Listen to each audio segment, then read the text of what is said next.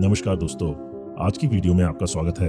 आज हम बात करने वाले हैं इंडिया के ग्लोबल लीडर बनने के बारे में। इस बात से तो आप सभी परिचित होंगे कि सैकड़ों साल पहले भारत को सोने की चिड़िया कहा जाता था, लेकिन विदेशी ताकतों और आताताई अतिक्रमण के कारण भारत कई क्षेत्रों में अन्य देशों से पीछे रह गया।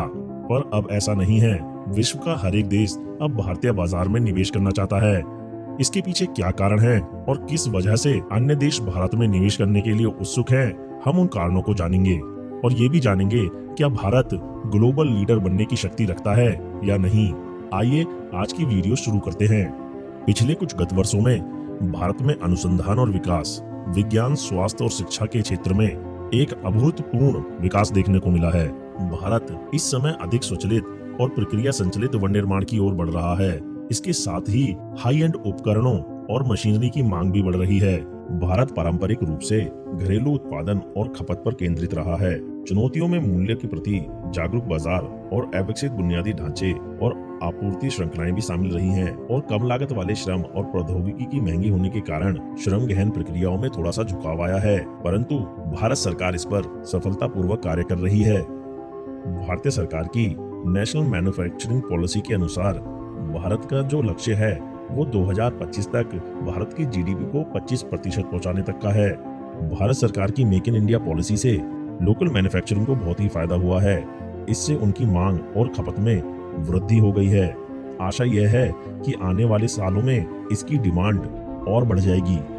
2022 से लागू होने के लिए ग्लोबल मैन्युफैक्चरिंग के मानकों के अनुरूप 13 क्षेत्रों को विकसित करने के लिए भारत सरकार द्वारा PLI प्रोडक्शन लिंक्ड इंसेंटिव योजना शुरू की गई थी।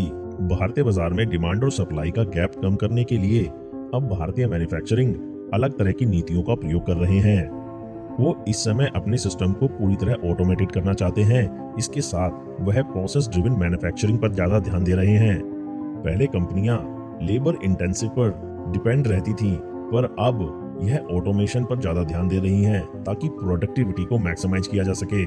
इस समय भारत सरकार की नीतियों के माध्यम से भारत धीरे धीरे उद्योग 4.0 की राह पर आगे बढ़ रहा है।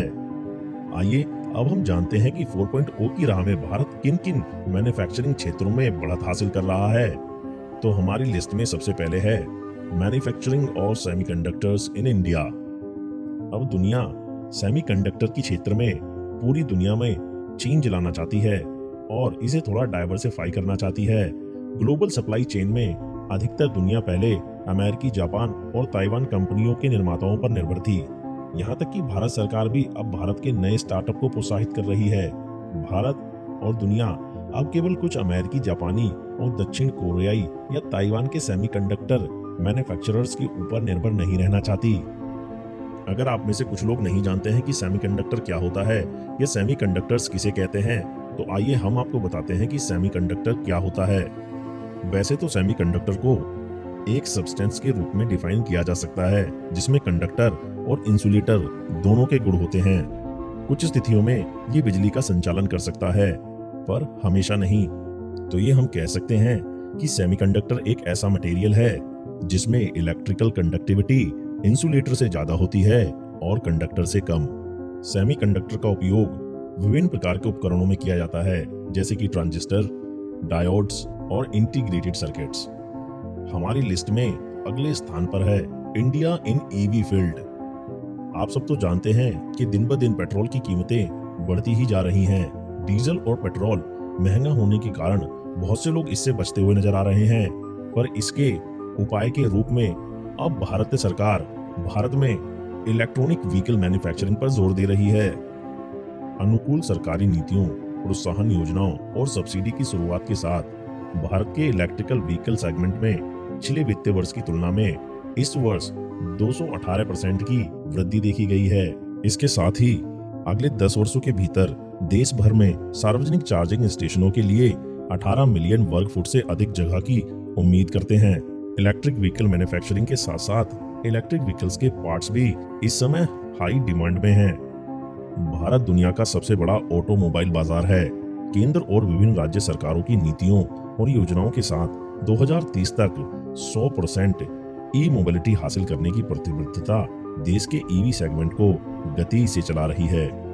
मॉडर्न इंटेलिजेंस की एक रिपोर्ट के अनुसार भारतीय इलेक्ट्रिकल व्हीकल बाजार 2026 तक 47 बिलियन अमेरिकन डॉलर पहुंचने की उम्मीद है।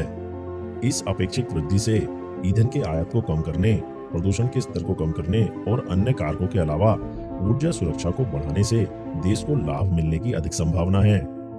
हमारे लिस्ट में अगले स्थान पर है हाइड्रोजन मिशन। इलेक्ट्रॉनिक व्हीकल के साथ साथ भारतीय सरकार एक सरल और सुगम उपाय की ओर अग्रसर है। हाइड्रोजन भविष्य के लिए ऊर्जा का एक स्वच्छ स्रोत है। यह देश की ऊर्जा सुरक्षा का एक महत्वपूर्ण स्तंभ हो सकता है, जबकि भारत उत्पादन लागत के साथ साथ भंडारण और परिवहन की लागत को कम करने के लिए अनुसंधान एवं विकास प्रयासों में जारी रखना है। इसे विभिन्न अनुप्रयोगों के लिए पायलट पैमाने पर उत्पादन और उपयोग के लिए तैयार होना होगा। पेट्रोलियम और प्राकृतिक गैस मंत्रालय ऊर्जा मिश्रण में हाइड्रोजन के अधिक उपयोग के संबंधों में कुछ पहल कर रहा है। पहला पायलट ग्रे हाइड्रोजन या हाइड्रोजन सीएनजी पर आधारित है, जहां राजघाट डिपो में परिवहन ईंधन के रूप में उपयोग के लिए हाइड्रोजन को 18% की सीमा तक संपीड़ित प्राकृतिक गैस के साथ मिश्रित किया जाएगा। इस पायलट के तहत दिल्ली में 50 बसें मिश्रित प्राकृतिक गैस में मिश्रित हाइड्रोजन पर चल रही हैं। ऐसा करने से भारत के तेल आयात में कमी आएगी और भारत आत्मनिर्भर बनने में एक कदम आगे बढ़ जाएगा। हाइड्रोजन के साथ साथ भारत ईंधन के रूप में अन्य विकल्पों की भी खोज कर रहा है। हमारे लिस्ट में अगले स्थान पर है बायोफ्यूल। सरकार ने आयात पर निर्भरता यानी जीवाश्म ईंधन के उपयोग को कम करने के लक्ष्य के साथ देश की ऊर्जा सुरक्षा हासिल करने पर जोर दिया है। पर्यावरण प्रदूषण के मुद्दों के साथ ईंधन की आवश्यकता के लिए आयात निर्भरता के बारे में बढ़ती चिंता ने वैकल्पिक ईंधन की आवश्यकता को प्रेरित किया है, जो बेहतर पर्यावरणीय लाभ है और जीवाश्म ईंधन के साथ आर्थिक रूप से प्रतिस्पर्धी भी है। यह भारतीय ऊर्जा टोकरी में जैव ईंधन के लिए एक रणनीतिक भूमिका की परिकल्पना करता है।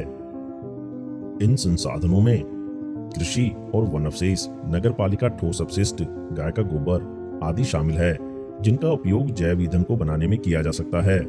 सरकार कच्चे तेल के आयात पर हमारी निर्भरता को कम करने के लिए कार्य कर रही है, जिससे विदेशी मुद्रा की बचत हो सके। इससे किसानों की आय भी दुगनी हो जाएगी। जीवाश्म ईंधन के उपयोग के कारण बढ़ते पर्यावरण के मुद्दों को संबोधित करने के उद्देश्य से इनका उपयोग करने के लिए सरकार प्रतिबद्ध है। बायोमास के उत्पादन में वृद्धि करना मेक इन इंडिया कैंपेन में वृद्धि करने के बराबर है। तो आज की वीडियो में बस इतना ही। आपको ये वीडियो कैसी लगी हमें कमेंट सेक्शन में जरूर बताएं। साथ ही ये भी बताएं क्या इंडिया ग्लोबल लीडर बनने के लिए सक्षम है या नहीं। अगर आप ऐसी इन्फॉर्मेटिव वीडियोस और देखना चाहते हैं तो चैनल को सब्सक्राइब कीजिए, साथ ही बेल आइकन को भी दबा दीजिए ताकि आपको वीडियोस के नोटिफिकेशन मिलते रहें। तब तक के लिए देखते रहिए, सीखते रहिए।